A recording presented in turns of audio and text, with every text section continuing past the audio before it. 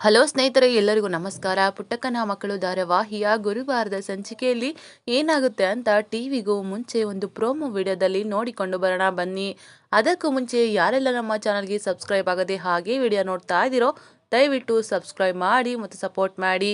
ಹಾಗೆ ಪಕ್ಕದಲ್ಲಿರುವ bell button ಅನ್ನ ಕ್ಲಿಕ್ ಮಾಡಿ. ಪುಟ್ಟಕ್ಕನ ಮಕ್ಕಳು ಧಾರಾವಾಹಿಯ ಸಂಚಿಕೆಯಲ್ಲಿ ಮೊದಲಿಗೆ ಸ್ನೇಹ ಅವರು IAS ಎಕ್ಸಾಮ್ ಅನ್ನ ಬರೆಯೋದಿಕ್ಕೆ ಅಂತ ರೆಡಿ ಆಗಿರ್ತಾರೆ.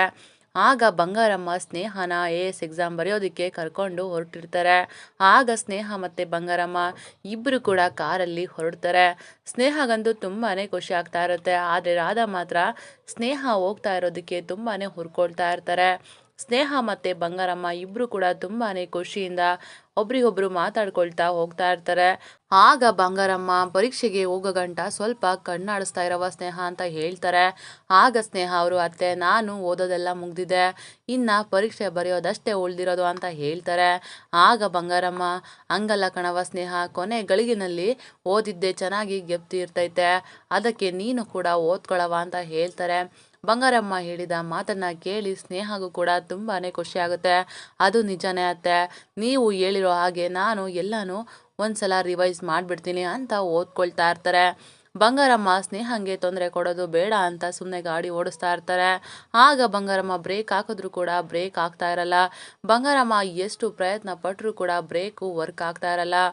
ಬಂಗಾರಮ್ಮ ಹೋಗ್ತಾ ಇರೋ ದಾರಿನಲ್ಲಿ ಮುಂದೆ ಆಂಬುಲೆನ್ಸ್ ಇರುತ್ತೆ. ಪಕ್ಕದಲ್ಲಿ ಒಂದು ಹುಡುಗ ನಿಂತಿರ್ತಾನೆ. ಆಗ ಬಂಗಾರಮ್ಮ ಆ ಹುಡುಗನಿಗೆ ಆಕ್ಸಿಡೆಂಟ್ ಮಾಡೋ ಅಂತ ಸಿಚುವೇಶನ್ನು ಬಂದ್ಬಿಡುತ್ತೆ. ಹೇಗೋ ಮಾಡಿ ಸೈಡ್ನಲ್ಲಿ ಕಾರ್ನ ತಗೊಂಡು ಹೋಗ್ತಾರೆ. ಈ ವಿಷಯನ ಸ್ನೇಹಗೂ ಹೇಳ್ದೆ ತುಂಬಾನೇ ಒದ್ದಾಡ್ತಾ ಇರ್ತಾರೆ. ಆಗ ಬಂಗಾರಮ್ಮ ಕಾರ್ನ ಟರ್ನಿಂಗಿಗೆ ತಗೊಳ್ತಾರೆ.